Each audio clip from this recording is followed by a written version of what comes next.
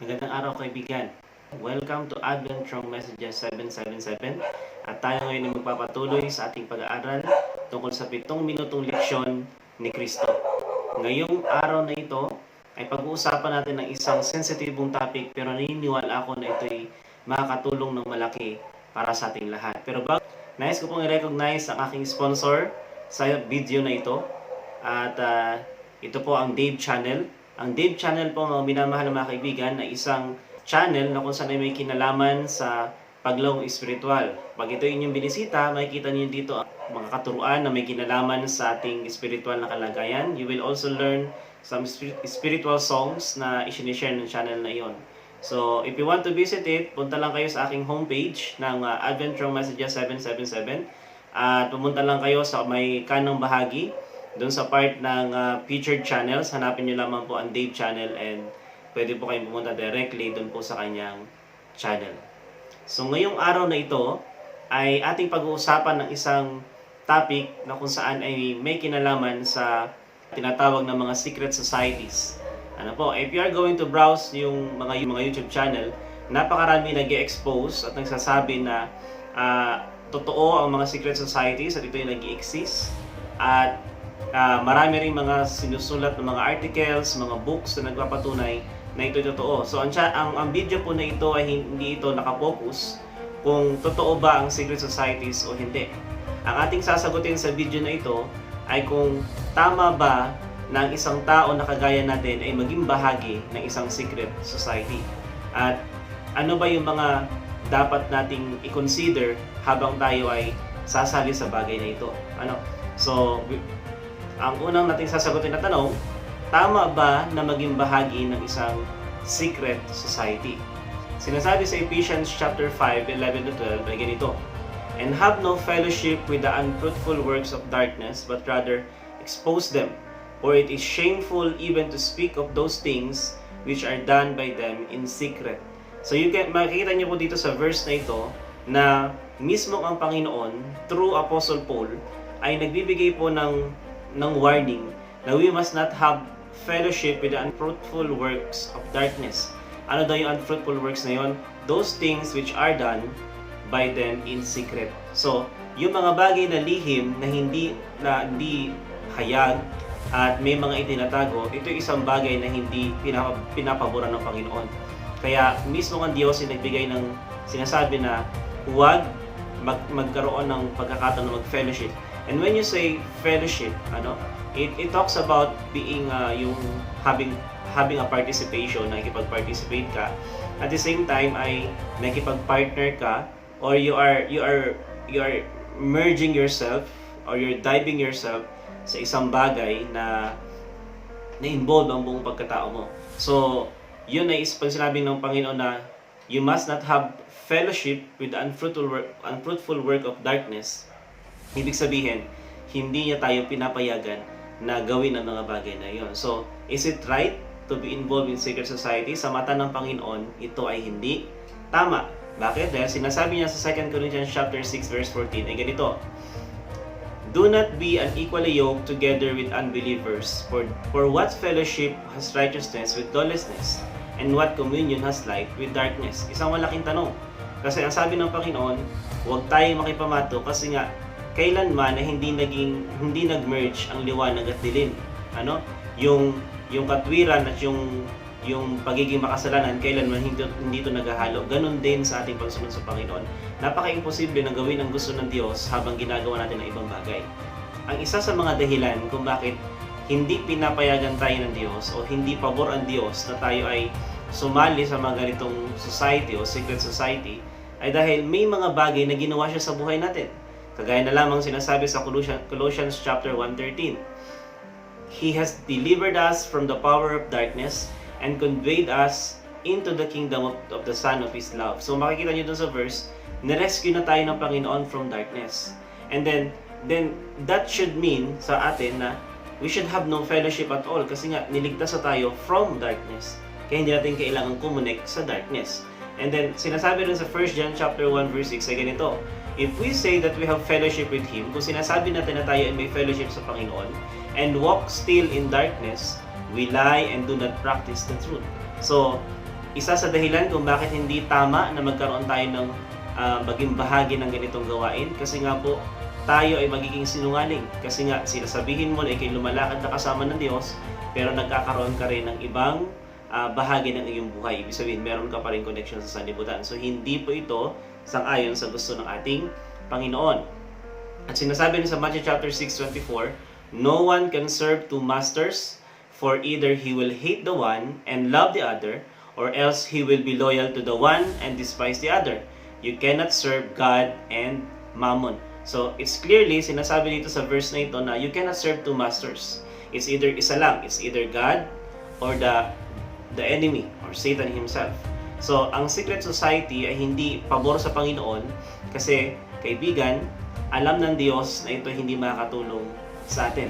At pangalawa, itong mga bagay na ito na ginagawa sa sikretong paraan ay isang bagay na hindi kalugod-lugod sa Panginoon. Kasi maraming ginagawa sa mga sikretong bagay na kung saan ay minsan ay taliwas sa gustong mangyari ng ating Diyos. And there are 3 reasons kung bakit ayaw talaga ng Diyos. Una, nirescue tayo sa ating ng Panginoon mula sa kadiliman. And then, tayo ay inaasahan ng Diyos na after natin ma-rescue sa kadiliman, ay hindi na tayo kukonekta sa mga bagay na may kinalaman sa kadiliman. At always remember that we cannot serve two masters. That's why gusto ng Diyos simula sa gabing ito, o gusto ng Panginoon, pagkatapos mo mapanood ng video na ito, that you choose only one to serve. Hindi pwedeng dalawa. It's either God or someone else. Ano po? So without any further ado, I would like to share to you 10 reasons not to be involved in secret societies. Reason number 1, they are human inventions that Satan inspired and uses. Ito po ay mga likha ng mga tao na kung saan ay in-inspire ng kaaway ni Satanas ni mismo, at ito rin ay ginagamit ng kaaway lalo na sa huling panahon na ito. Kagaya ng unang panahon, kasi karamihan sa ginagawa ni Satanas, kasama ang kanyang mga anghel, ay walang iba siyang gustong gawin kundi tayong lahat ay dayain. At nagsimula ito sa ating unang magulang, kay Eva. Si Eva ay tinukso ng demonyo. Yun ang dahilan kung bakit pumasok ang kasalanan sa ating buhay. At may iba't iba lamang siyang device na ginagamit. Sa panahon natin ngayon, meron din siyang device na ginagamit para tayo ay dayain. Even sa time ni Jesus Christ, siya rin ay tinukso ni Satanas, sapagkat gumagawa siya ng mga device para iligaw tayo palayo sa ating Panginoon. Itong ginagawang ito ng kaaway ay isang bagay na hindi lang dito nanggaling sa sanlibutan. Ito isang bagay na nagsimula mismo doon sa langit. At nung siya'y nakapandaya ng 1/3 of angel, ay niyaya niya itong mga ito para makipaglaban sa Panginoon. So, ibig sabihin, nagsimula ang isang great war doon sa langit. At nung hindi sila nanalo, ang ginawa, sila ay tinapon dito sa lupa. Kaya sabi dito sa Revelation chapter 12, 9 and 12, itong sinasabi, "So the great dragon was cast out, that serpent of old called the devil and Satan, who deceives the whole world. He has cast to the earth, and his angels were cast out with him. Woe to the inhabitants of the earth and the sea, for the devil has come down to you with having great wrath, because he knows that he has a short time." So makikita niyo dito sa mga talatang ito na si Satanas ay talagang desperado na tayo ay tuksoin, at gumagawa siya ng iba't ibang mga devices, iba't ibang mga inventions para tayo ay iligaw palayo sa ating Panginoon. At sa lahat ng mga devices na ginagawa niya, ito ay walang ibang purpose kundi tayo ay malihis sa landas ng ating kaligtasan. Kaya nga sabi sa 1 Peter chapter 5 verses 8 to 9, "Be sober, be vigilant, because your adversary the devil walks about like a roaring lion, seeking whom he may devour." Ang payo sa atin, resist him, steadfast in the faith, knowing that same sufferings are experienced by your brotherhood in the world. So, makikita ninyo na talagang ganun katindi yung pagnanasa ng kaaway na tayo ay iligaw sa Panginoon. And secret societies is one of the means para tayo ay iligaw palayo sa ating Panginoon. So, yung reason number 1. Anong reason number 1? They are human inventions that Satan inspired and uses. Reason number 2, it only appears to be good on the surface. The reality of secret societies is when it comes to their surface, pag binasa ninyo yung kanilang mga ginagawa, lagi silang involved sa mga humanitarian movement, yung humanitarian na pagtulong sa iba't ibang klase ng tao, sapagkat yun yung kanilang pang-forefront. But behind their back, there are things na hindi talaga alam ng lahat ng tao, and very few people. That's why they are called secret societies, kasi nga meron silang ginagawa behind na hindi alam ng lahat ng tao, kukunting tao lang ang nakakaalam. So, ang inaasahan sa atin ng Panginoon is, we don't only do good on the surface. We do good in every aspect of our lives. Surface man yan o inside ng ating pagkatao, dapat tayo ay nakikita sa atin yung paggawa ng kabutihan. Kaya nga sabi sa James chapter 4 verse 17, therefore, to him who knows to do good and does not do it, to him it is sin. So to do only good on the surface at behind your back ibang iyong ginagawa is yun po'y katumba sa tayo po'y nagkakasala. Kasi when you don't do entirely good sa harapan ng Panginoon, it is sin. Ano po? So reason number 3, it turns our minds away from God. Yung mga secret societies ay isa sa mga paraan para ilayo yung ating mga pag-iisip sa Panginoon, because Satan knows that this mind, kung babasahin nyo lang yung ibang mga pag-aaral, ibang mga writings, sinasabi doon, for thousands of years, Satan has been experimenting upon the properties of human mind, and he has learned to know it well. Natutunan niyang kung paano tumatakbo ating kaisipan, and he knows that through this mind, especially dito sa frontal lobe natin, dito tayo kinakausap ng Panginoon, dito kumikilos ang Holy Spirit para tayo i-direct yung ating buhay papunta sa Panginoon. So what he will do is, gumawa siya ng device to turn our minds away from God. Kaya nga, ang payo sa atin sa Colossians chapter 3 verses 1 to 3, kasi ito'y talaga yung nangyayari ngayon, if then you were raised with Christ, seek those things which are above, where Christ is sitting at the right hand of God. Set your mind on things above, not on things on this earth. For you died, and your life is hidden with Christ in God. So sinasabi ng talata na ito na dahil nga itong kaaway na ito ay talagang gumagawa ng paraan to control our mind, we can have a choice to set our mind on things above. I-focus natin yung ating kaisipan sa ating Panginoon, so that whatever happens, ano man ang gawin sa atin ng kaaway, we can still choose kung ano yung gusto ng Panginoon para sa atin. Reason number 4, kung bakit tayo magiging involved sa secret societies. Secret societies are composed of atheists, anti-theists, and infidels. Ano ba yung atheists? Atheists is yung mga taong hindi naniniwala sa Diyos. Hindi naniniwala merong Diyos. Yung anti-theist naman, they believe that there is God, pero ang tingin nila sa Panginoon ay Panginoon na walang pakialam, Panginoon na malupit, Panginoon na someone na nakatingin lang sa mga tao habang pinagdadaanan nila ang hirap ng buhay. And then infidels, sila yung mga tao na hindi tama ang pananaw pagdating sa kung ano yung kanilang pinaniniwalaan. So, these are the compositions of secret societies. At kung tayo magiging involved dito, sabi nga nila, kung sino ang kinakasama mo, yun yung madalas na talaga maka-implementsya sa iyo.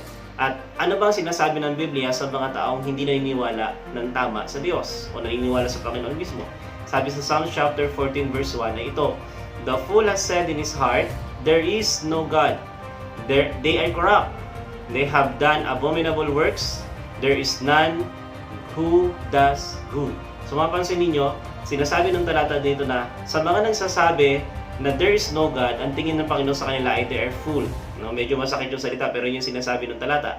And then, kapag sa oras daw na isang tao ay hindi maniwala sa Diyos, the next thing that that will happen to them is they will be corrupt, and then they will do abominable works, and then hindi sila makakagawa talaga ng diretsong tama. Bagaman they doing good on the surface, pero sa underneath ng kanilang pagkatao, even sa kanilang organization, ay hindi nila nagagawa yung gusto talaga ng ating Panginoon. So, reason number 4, they are composed of atheists, anti-theists, and infidels. Reason number 5, friendship of the world is enmity with God.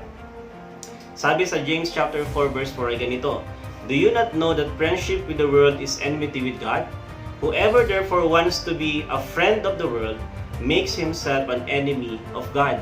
So makikita niyo sa sinasabi ng talatang ito na once na ikaw ay nakipag-friend sa sanlibutan, ibig sabihin ay inadapt mo yung style ng sanlibutan, despite of the fact na alam mo na may plano ng Diyos sa iyo, ito yung gusto ng Panginoon, may standard ng Diyos sa buhay mo, pinili mo pa rin yung mga pamamaraan ng sanlibutan, you are in enmity against God. Ibig sabihin, tayo ay nagiging kaaway ng Diyos. So, yun ang isang bagay na ayaw natin mangyari sa ating buhay. So, that is reason number 5 kung bakit hindi tayo dapat maging involved sa mga ganong gawain, because friendship of the world is enmity with God. Reason number 6, it turns us away from the Bible. Ano? Sabi nga dito sa Isaiah 8:20, to the law and to the testimony, if they do not speak according to this word, it is because there is no light in them. So makikita ninyo na yung mga bagay na kung babasahin ninyo yung mga tinuturo ng mga secret organizations na ito, they are not really exalting what the Bible is saying. Hindi talaga sila nakapokus sa sinasabi ng salita ng Panginoon.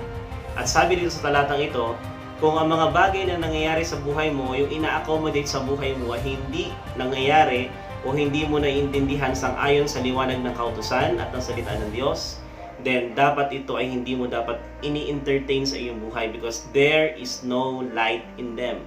So kung walang liwanag, ibig sabihin there is only darkness. So we should not involve ourselves sa those things. Ano? So reason number 6, it turns us away from the Bible.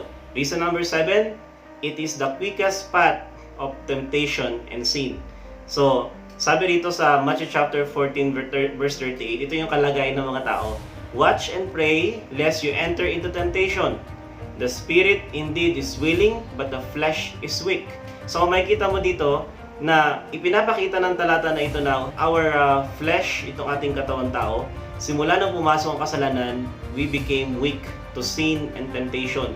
Kung ay hindi mo sinasabi ng mga theologian, tayo ay nakahilig sa pagkakasala. That's why we need to watch and pray. But then, if you are going to involve yourself to those things na walang kinalaman sa Panginoon, they don't really honor ang Panginoon, ibig sabihin, you are making yourself more weaker. Kasi nga, hindi mo magagawa doon yung gusto ng Diyos na ipagawa sa iyo. So, instead of involving yourself to those things, watch and pray. Kagaya yung sinasabi dito sa talata. Reason number 8, when you involve yourself to secret organizations, like that, secret societies, it is placing ourselves in Satan's ground. So, once na ikaw ay nasa ground ka ng kaaway, it means you are hindering the work of your guardian angel sa buhay mo, even the Holy Spirit. Kaya, sabi rito sa 1 Thessalonians 5:21-22, test all things. Bago mo ipasok ang sarili mo sa bagay nito, subukin mo muna lahat. Hindi mo sinabing subukan mo, pumasok ka na agad, mo susubukan. Hindi. Test all things. Pag-aralan mo, intindihin mo, siyasatin mo ng maigi. Then, hold fast what is good. Then sabi rin sa verse 23 at 22, abstain from every form of evil. So, doon pa lang, makikita natin sa sinasabi ng talata na tayo ay pinapaiwas ng Panginoon. We can make a choice na hindi tayo mag-dive in dun sa Satan's ground. Kasi once we involve ourselves in secret societies, you are more closer to the enemy. At kapag nangyari yon, napipigilan mo yung gawain ng guardian angel sa buhay mo at napipigilan mo rin yung ginagawa ng Holy Spirit para baguhin ka. So, abstain from every form of evil. Do not place yourself in Satan's ground. Number 9, it greatly dishonors and disvalues God. And this is very one of the heaviest thing dito sa ating reasons. It greatly dishonors, hindi lang basta dishonor, it greatly dishonors and disvalues God. Kaya nga sabi ng Panginoon sa 1 Samuel 2:30, for those who honor me, I will honor, and those who despise me shall be lightly esteemed. Kung mapansin ninyo, sa ganung mga society, they don't really exalt God, they don't really honor God. Kasi ang ino-honor mo doon yung brotherhood, ang ino-honor mo doon yung organization, at kung sino yung higher ranking sa bawat organizations na yon, mga secret societies na yon. You don't really honor God. Sa totoo lang, nadi-dishonor ang Panginoon kasi once na ipinlace mo yung sarili mo o yung pagtitiwala mo sa mga tao, you are dishonoring God and you are disvaluing God. Kasi pag hindi mo nakita ang Panginoon bilang someone na pwedeng baguhin ang buhay mo, may magagawa siya para sa iyo, may kaya kanyang proteksyonan, kaya niya ibigay lahat ng pangangailangan mo, when you don't see God in that way, then automatically you dishonor God and you disvalue God. At yun yung nagagawa ng secret organization sa buhay ng isang tao. At panghuli, at ito po yung pinakamabigat sa lahat, na reason kung bakit hindi tayo dapat maging involved sa secret society. Members of secret societies cannot receive the seal of God. Ano ba yung seal of God? Sang-ayon sa Ezekiel chapter 20 verse 12 at 20, "Moreover, I also gave them my Sabbaths to be a sign between them and me, that they might know that I am the Lord who sanctifies them, that you may know that I am the Lord your God." So there are three things na kailangan may consider dito when it comes to sign o seal ng Panginoon. Ano daw yun? Ano daw yung seal ng Panginoon? Sabat. At ano yung nakapaloob doon sa Sabat na yon?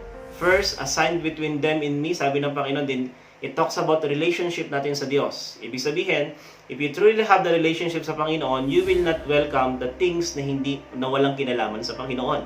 Pangalawa, the Lord who sanctifies them. Ibig sabihin, siya yung nagbabanal ng ating buhay. And pag sinabing binabanal ka ng Panginoon, binabago ng Diyos yung iyong karakter, pinifit niya ito para sa langit. When you are in those things, sa mga secret organizations, you don't really push through dun sa mga bagay na may kinalaman, especially sa pag-uugali ng ating Panginoon. And then, the Lord your God, yung dito sa seal na ito na sinasabi ng Panginoon, this is where you learn to know who God is in your life. Ito rin yung nagtuturo sa atin na ang Diyos ng ating buhay. So, hindi talaga pwedeng magsama. Kailanman hindi talaga pwedeng magsama ang light at kadiliman. Kasi nga, sa light na sinasabi dito sa ating pinag-aaralan, you are acknowledging that the Lord is your God. So, kung talagang ang Diyos ang Panginoon ng buhay mo, you will not associate yourself to any of those things na alam mong hindi makakatulong sa ating lahat. Bakit? May sinasabi sa second selected messages, page 140, ito yung sinulat na Ellen White, "Those who stand under the blood-stained banner of Prince Emmanuel cannot be united with the Freemasons or with any secret organizations." Sa ating pinag-uusapan, secret societies. "The seal of the living God will not be placed upon anyone who maintains such a connection after the light of truth has shone upon his pathway. Christ is not divided and Christian cannot serve God and Mammon." So sinasabi dito sa quotation na ito that the seal of God cannot be placed sa ating mga noo once that we associate ourselves, once we partner ourselves, once we immerse ourselves doon sa mga bagay na may kinalaman sa secret organizations or secret society. Kasi nakita natin yung mga dahilan, hindi ito kinikilala ang ating Panginoon. Kaya ang payo sa atin from Messages Young People, page 82, "Keep yourselves away from the corrupting influence of the world. Do not go unbidden to places where the forces of enemy are strongly entrenched." So, ngayon nakita natin yung mga danger side ng mga bagay na ito. You can have a choice right now na piliin mo na hindi maging involved sa mga bagay na ito. O maaaring ikaw na nanonood ay ikaw ngayon ay member na ng secret society. I would like to tell you, I'm certain na ito'y maaaring makarating sa iyo. Kung ito'y iyong napapanood ngayon, this video is not to condemn you, but rather to give you another chance that the door of salvation is still open to you. Hindi pa malayo ang buhay mo sa Diyos. Naririnig mo to, ibig sabihin, binibigyan ka ng pagkakataon na magbago. Huwag mong isipin na napakalayo mo na sa Panginoon. Dahil sa bawat tao na malayo sa Panginoon, there is always a short bridge back. And that is the cross of Christ. And this is also for you. Alam ko, pag ginawa mo yan, you will have to sacrifice a lot. Marami kang kailangang baguhin, marami ka rin pagdadaanan. But I would like to tell you na mas i-value mo kung ano yung mas may kinalaman sa ating Panginoon, because those things are eternal. So, I hope and I pray that this simple video will help us a lot habang tayo ay naghihintay sa pagbabalik natin Panginoon Jesus. Magandang araw sa ating lahat at pagpalain po tayo ng Panginoon.